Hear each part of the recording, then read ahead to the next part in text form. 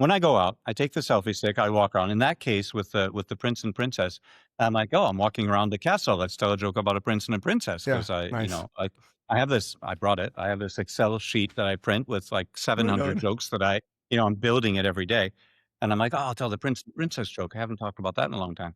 And then when I watched the videos back, and I recorded it like 3 times, and I just wasn't happy with any of them. And there was a really specific reason, which was I always feel like it should be where the prince is saying, the prince does this. Okay, okay. What next? And it should be like somehow he should accentuate the monotone cluelessness and stupidity of this guy, and then somehow that makes the payoff even better. And I just wasn't happy. I'm like, forget it. Let's just put it out there and see what happens. Like, That's the artist in go with it. you, but Yeah. you did the right thing. So I'm trying to think of the best way to put this, because Chris would admit we suffer from the same thing as musicians. I just got asked the other day, how do you know when a song's done? You don't. You just Yeah. decide it's done.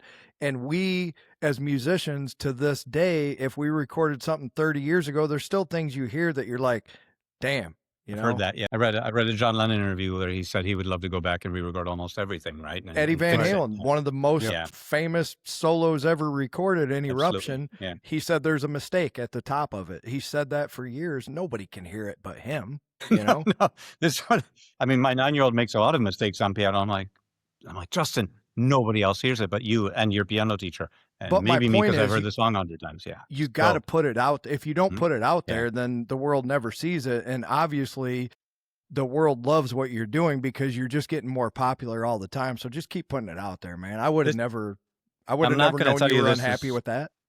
I'm not gonna tell you this next joke is true, but yeah. Okay. So, but the reason I pulled this up while you guys were talking, I went down the rabbit hole of your reels. This one's like 200,000 views. She Okay. doesn't tell me when she orgasms.